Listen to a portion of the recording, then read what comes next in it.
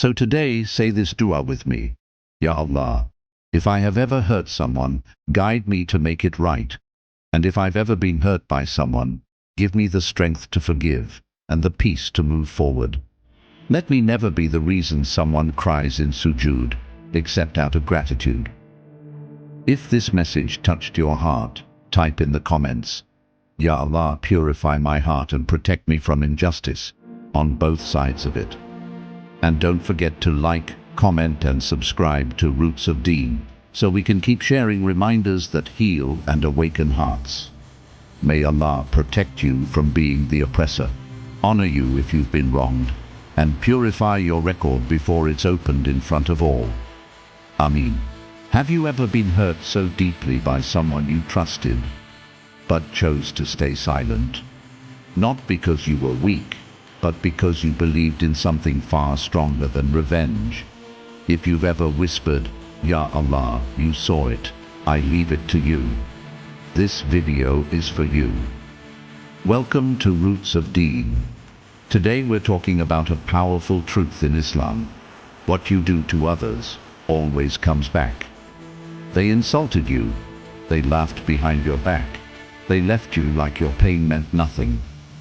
But you didn't scream. You didn't fight. You stayed quiet, not because you were scared, but because you trusted in Allah's justice.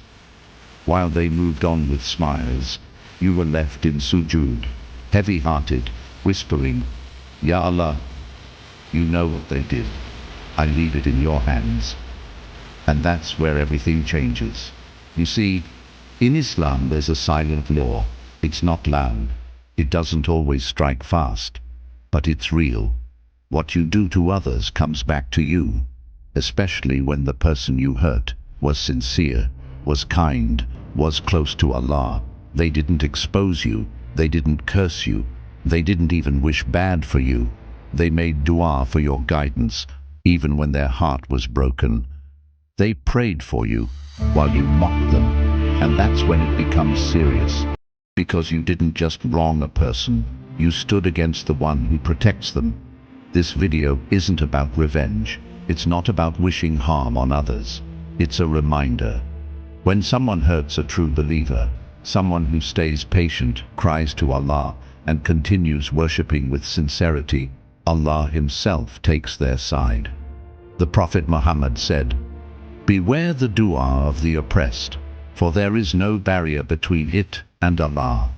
That person crying in a quiet room, the one who respected you while you ridiculed them, the one who forgave you without ever getting an apology, Allah saw it all. You may think it was just a joke, just one ignored message, just one time you shared something they trusted you with. But Allah decides what matters, not you, not me.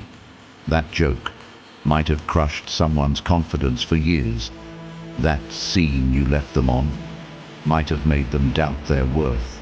That comment you made behind their back might have been the reason for their late-night tears. And while you moved on, they didn't. They carried the pain into their salah, into their du'as, into the quiet corners of their heart, where only Allah is present. And if they ever said, Ya Allah, I forgive them, but you know how much it hurt, you're no longer dealing with them. You're dealing with Allah. And sometimes Allah's response isn't loud. It's not a punishment that strikes hard. It's a quiet loss. No barakah in your efforts. A weird silence in your du'as. An unexplained sadness in your heart.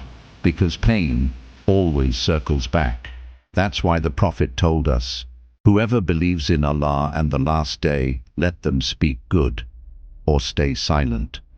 This isn't about being nice. It's about being accountable. And let's not forget those closest to us. Your parents.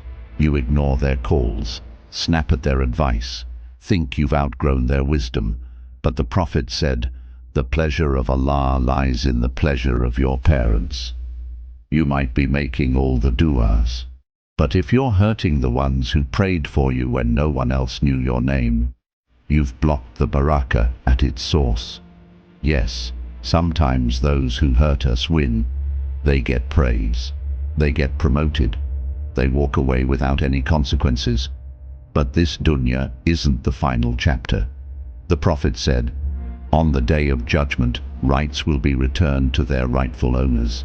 That includes every tear, every betrayal, every word that broke your spirit. Even if they silenced you here, they can't silence Allah's judgment, because on that day, even their hands and feet will speak the truth. But now let's turn the mirror around. Have you ever hurt someone? Maybe you've changed. You're better now. You pray, you fast, you've moved on. But did you ever make it right? The Prophet warned us, a person can come on the day of judgment with mountains of good deeds, but if they've wronged others, their good deeds will be taken and given away. And if they run out, they'll take on the sins of those they hurt, and they'll be thrown into the fire, all because they couldn't say, I'm sorry. But there's still time. If you hurt someone, reach out, apologize, ask for forgiveness.